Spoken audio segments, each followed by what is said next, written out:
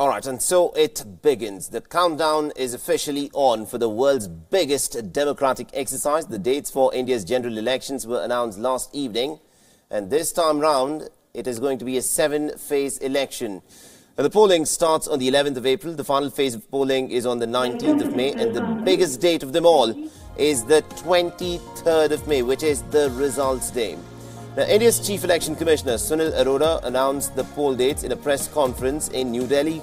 4 states, Arunachal Pradesh, Sikkim, Odisha and Andhra Pradesh, will also go in for their assembly elections simultaneously.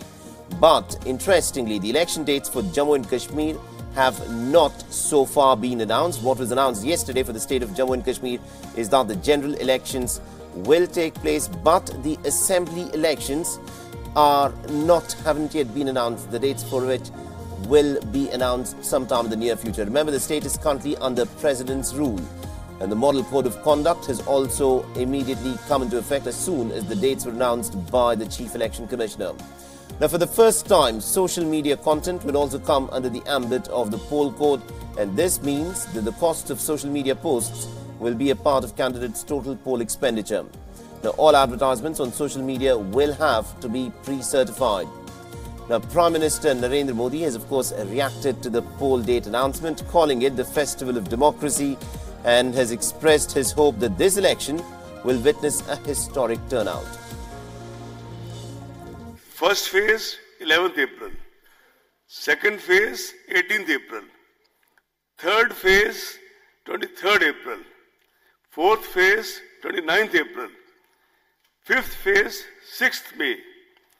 Sixth phase, 12th May. Phase 7, 19th May. Am I clear now? And all countings, no need to say, but I am repeating, 23rd May. Now, the Election Commission announced the dates only for the parliamentary elections in the state of Jammu and Kashmir. A decision on the dates for the assembly polls are to be decided soon. Now, the Election Commission has also said that it could not ignore the security situation in the state.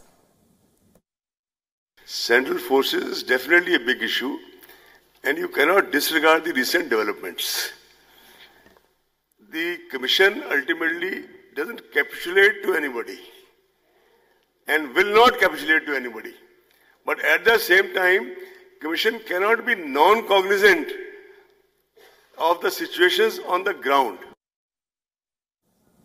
Now, social media accounts and posts will also be covered under the Model Code of Conduct that has in fact come into effect. Candidates are now required to furnish details of their social media accounts, and all expenditure that is related to social media will be taken into account. Take a listen in to what the Chief Election Commissioner Sunil Arora said while making that announcement. Candidates are required to furnish details of their social media account. All political advertisement on social media will also require pre-certification. All expenditure on campaigning advertisement on social media is to be included in the election expenditure account. All provisions of Model Code of Conduct shall also apply to the content being posted on social media by candidates and political parties.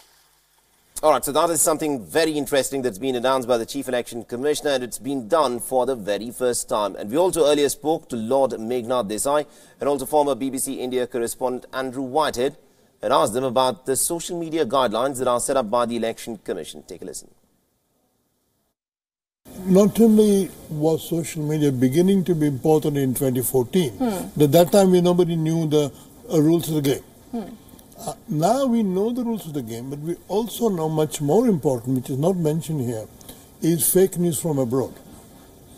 I don't know whether the Election Commission is ready to look at fake news from abroad, because definitely in both the American election and the British referendum on Brexit, it mattered quite a lot. So I think one of the things we would like to know from the Election Commission is how are they going to track fake news? And then if fake news helps one candidate or another, where does the expenditure go? Absolutely, Andrew Whitehead, interesting point being made there. And, many questions have also been raised over how challenging this task will be for the Election Commission. There are political parties putting out posts, there are supporters, and then there are members of the political parties. also in the wake of the multi-pronged approach that the government of India has been resorting to clamp down on fake news and making Facebook and Twitter, for example, accountable for misinformation? Well, the Election Commission has given notice of its intention to try and regulate social media and bring it fully within the Code of Conduct. That's easier said than done, of course, and as you say, WhatsApp groups, all sorts of things could easily find ways around the regulations. But it does seem from what the Chief Election Commissioner was saying during his announcement that the Election Commission has had discussions with Google, with Twitter and with YouTube, and they are broadly on board, though I am slightly sceptical about whether the grievance officers that have been announced will in themselves be sufficient to be able to invigilate the huge amount of social media, which will be much greater than I think than 5 years ago and potentially much more influential.